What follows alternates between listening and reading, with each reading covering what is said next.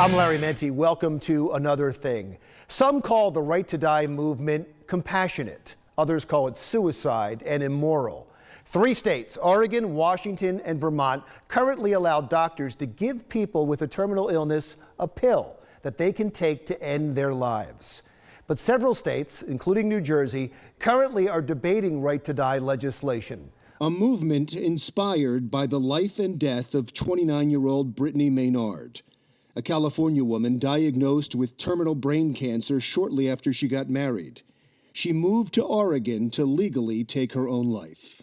Well, if all my dreams came true, I would somehow survive this.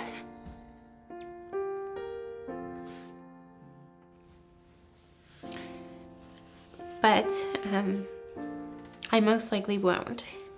Brittany took her own life on November 4th of last year. Since then, her family and the organization Compassion and Choices have been pushing for legislation across the country and have gotten traction in Delaware, in Pennsylvania, New York, and as I mentioned, New Jersey. Ellen Kolodziej reports on the movement and the controversy. Ellen. Oregon passed the first right to die bill back in 1997, and since then, the issue has been in and out of the media. But the recent case of 29-year-old Brittany Maynard has really thrust this issue back into the national spotlight.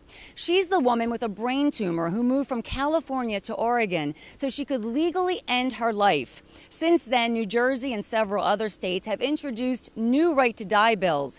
But here in Pennsylvania, one lawmaker has been fighting this battle for years. People refer to it as assisted suicide, which I think is wrong. You know, keep in mind, most of these people, Brittany Maynard, the other people, they have no interest in suicide. They want to live, but they're not going to. They're going to die. And so the question is how they die. And that's something individuals should decide. State Senator Ellen Leach first introduced his Death with Dignity legislation in 2008, and he's reintroduced it every single session since then. And my bill says if you have a terminal disease, you have less than 6 months to live, you have the opportunity to make a decision in terms of the method of your death. You can decide whether you want your family around you as opposed to dying at 3 in the morning in a hospital alone, and whether you undergo unbearable pain for the last few days or weeks or not. So no one's required to do anything, but it's a decision that every person should have for themselves.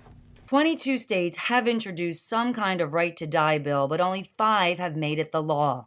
Oregon, Washington, and Vermont have laws in place. In Montana and New Mexico, court rulings protect doctors who help patients die. Many critics, both secular and religious, say this is assisted suicide and they call it murder.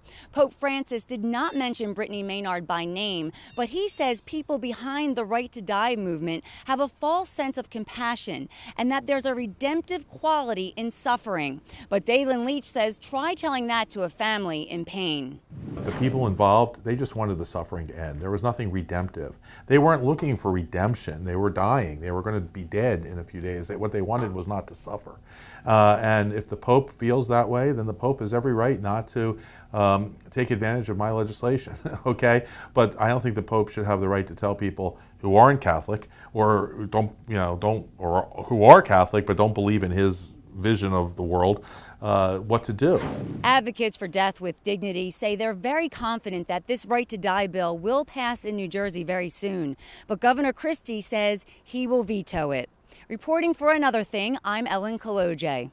Thank you, Ellen. Now to talk more about the right to die bills, and we'll talk about that euphemism in a second, is Howard Wineberg, who is the president of Compassion and Choices of New Jersey and is for the bill, and Ann Studholme, who is with Not Dead Yet. She is a disability rights attorney and represents that organization. Thank you both for being here, as I said, for the bill and against the bill. But let's talk about what the bill is first. The bill that's making it through New Jersey, what's in it? Well, basically, it would allow someone who's been diagnosed as being terminally ill, as 2 doctors saying you're likely to die within 6 months. It'll give that person the option of, if they want, they could get medication that would hasten their death. They have to take the medication themselves, so it's basically another option in end-of-life care, so to speak. But one important part of it is, even though they take the pill themselves, they have their own choice to take the pill. They don't have to. No, they don't have to take the pill. And they don't list it as suicide. No, it's not listed as suicide in terms of life insurance policies, things like that. Okay, and you have problems with the bill. Yes. And I think Howard's done an excellent job of describing what the bill is at its core. It's for people who have been given a terminal diagnosis and who probably also have been given details of what they can expect, and who say, I would really prefer to, well, it's often said, to die on my own terms, and I can't ask my doctor to kill me. We're not yet amending our laws to permit the doctor to kill them, but what we're debating is whether we will amend our laws to permit the doctor to prescribe, usually not morphine, usually some sort of fast-acting barbiturate, to that if the patient ingests it, and we can get to the definition of ingests in the bill, there are problems there, will cause death. Everybody knows it's going to cause death. The prescribing doctor knows and intends it will cause death. Let's let Howard jump in. Is it at all about pain? Well, pain is one of the aspects, but if you're looking at the primary reasons people say they want this law, there are 5 or 6 reasons, and 2 of them are 90% of the people who've used this law in Oregon have said it's because of the inability to participate in activities that make life enjoyable and loss of autonomy. And from my perspective, who better to say whether or not your life is enjoyable than the person themselves? And suffering for themselves. But I guess, to your point, you can always take care of pain. There's morphine and there's other actually, things. No, and I don't want to gloss that over, because again, this is something that most people don't know. I didn't know. You mentioned the family. They also do cite being a burden to their family. That's a major, major thing that people cite. But in terms of pain, the work of groups like Compassion and Choices, they have done an excellent job of getting the medical community to change its attitude about you've had enough morphine, even if you're still in pain, even if you're going to be dying. We're not talking about treating a backache. We're talking about end-of-life, usually cancer-associated pain.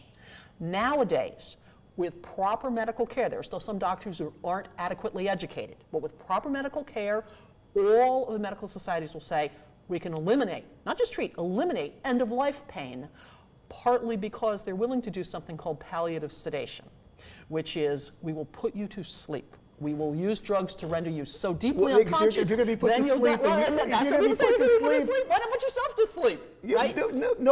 But I guess that's what I'm saying. If you are going to be in a induced coma or you're put to sleep and you have no life, I think that a lot of people, given the choice between that, and let me let Howard talk about this, because I don't want to make the argument. I'll let you make the argument.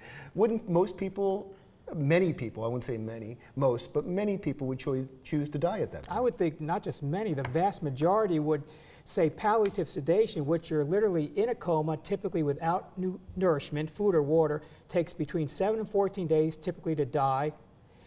That seems much, 1,000 times more barbaric than to have someone have the option of taking pills and pick a day of their choosing, surrounded by their family. So palliative sedation is legal. Not all doctors will do it, but it's legal. Taking pills when you know you're going to die isn't legal. It seems like it should be reversed. I hate to be so crass, but is it costly as well? The sedation at the end? I mean, does that adds to the bills, does it not? If you're in a hospital for 2 weeks that could be $100,000 at least in palliative sedation. And I have 1 minute left, and I want to talk specifically about the New Jersey bill that Chris Christie says he's not going to sign anyway. So it's made its way through the Assembly. It's going to the Senate right now, and Chris Christie said it's dead in the water as it is. So what is your hope for the bill? Well, the hope is that it gets a full hearing from the Senate and gets passed and then goes on the governor's desk. My perspective is, even if it's not likely to make it through this session or be signed by the governor, most of these things take time. Oregon took time. There's a 3-year lawsuit. Washington took several years. So you're hoping for a new governor. It's not going to happen this time. You're saying the next governor may sign it. Yes. That's what you're hoping for, but it would have to be reintroduced. Well, one of the things that obviously I'm hoping that this bill as written, which we didn't get into the technicalities of it, I'm a lawyer, I could take an hour on that. Right. In fact, I am online with a 2-hour Brooklyn law school on that. People can go look it up. Okay. But this bill has all sorts of things wrong with it. But in general, one of the things that I personally am taking out of this, and I'm not speaking on behalf of my client right now, they are working very hard just opposing these bills in general. To the extent that we're talking about people in extremis dying, Compassion and Choice is all about dying. The man on the street thinks, oh, this is someone who is in the throes of dying and is suffering in pain. If this could turn into an education on that and how to avoid that, which I think is something that everyone says that is absolutely to be avoided. Whether we should facilitate someone to kill themselves because they're afraid they may become disabled, that's a different story. They're very different things, and there's no reason that the bill should have to conflate those two things. That's what I would hope they would get separated. Okay, and we'll continue to watch it, and please, would love to have you both back, especially if it makes it through the Senate. Would love to have you back to talk about it one more time before it gets to the governor's desk. Howard Wineberg, who is the president of Compassion and Choices of New Jersey, and Ann Studholme, who represents Not Dead Yet and is a disability rights attorney. Thank you so much, Ann and Howard, for being here. When we come back, why aren't millennials running for office? We'll discuss that in our next segment when Another Thing continues.